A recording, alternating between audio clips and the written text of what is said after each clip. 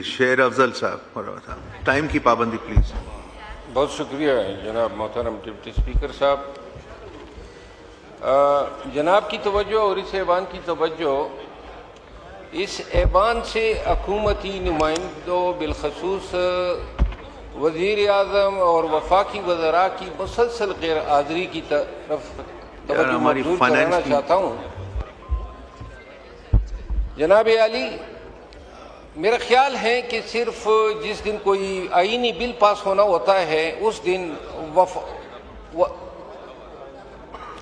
وزراء کی فوج اور وزیر اعظم آ جاتے ہیں، سوالات ہوتے ہیں.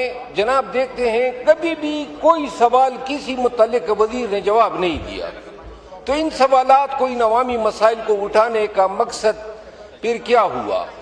آج اگر ہم یہ گفتگو کر رہے ہیں اور 25 کروڑ عوام کی اگر یہ منتخب نمائندہ ایک ایوان ہے تو یہ خالی کرسیوں سے کر رہے ہیں. آخر یہ وزراء کیوں نہیں آتے ہیں؟ جمہوریت کا تقدس یا جمہوریت یا ایوان کی بالادستی کا وہ نظریہ کدھر ہے؟ نمبر 1.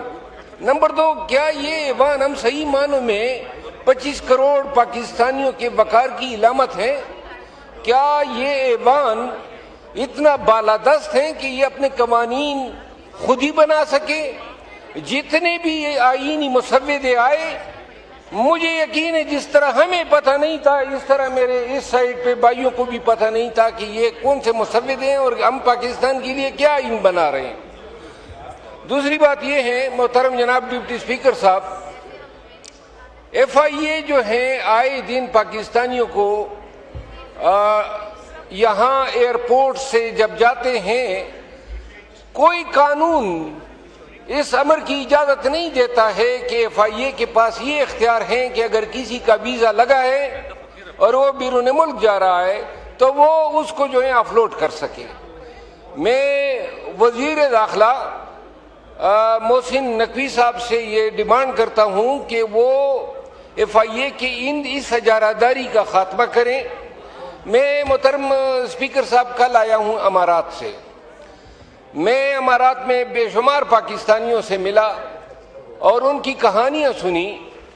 18,000 سے زائد صرف پاڑا چینار کے لوگ، جن میں تقریباً تمام اہل تشیع مسلک سے وابستہ ہیں، وہ ڈپورٹ ہو کے پاکستان بھیج دیے گئے. ان کی نوکریاں ختم کر دی گئی ہیں، ان کے ویزوں میں توسیع نہیں ہے. کوئی پاکستانی آج کل وہاں کوئی کمپنی نہیں کھول سکتا ہے، کوئی بزنس میں پارٹنر جمع نہیں کر سکتا ہے، اور کوئی بھی پاکستانی جو ہے وہ اپنے ورک پرمٹ کو ایکسٹینڈ نہیں کر سکتا ہے. ٹھیک ہے. پاکستانیوں نے بتایا، جناب علی محسن نقوی صاحب نے بیان دیا کہ یہ جھوٹ ہے. محسن نقوی صاحب جو ہیں وہ تو نقوی ہیں، امام علی النقی سے ان کا سلسلہ نیابت بنتا ہے، امام حسین اصغر کی اولاد ہیں. کیوں کر یہ اپنے مسلک کے لوگوں کے حوالے سے غلط بیانی کر رہا ہے؟ میں جناب علی شکریہ. بس اب 4 منٹ ہو گئے، بس یہ آخری بات کریں پلیز 30 سیکنڈز کے لیے. جی.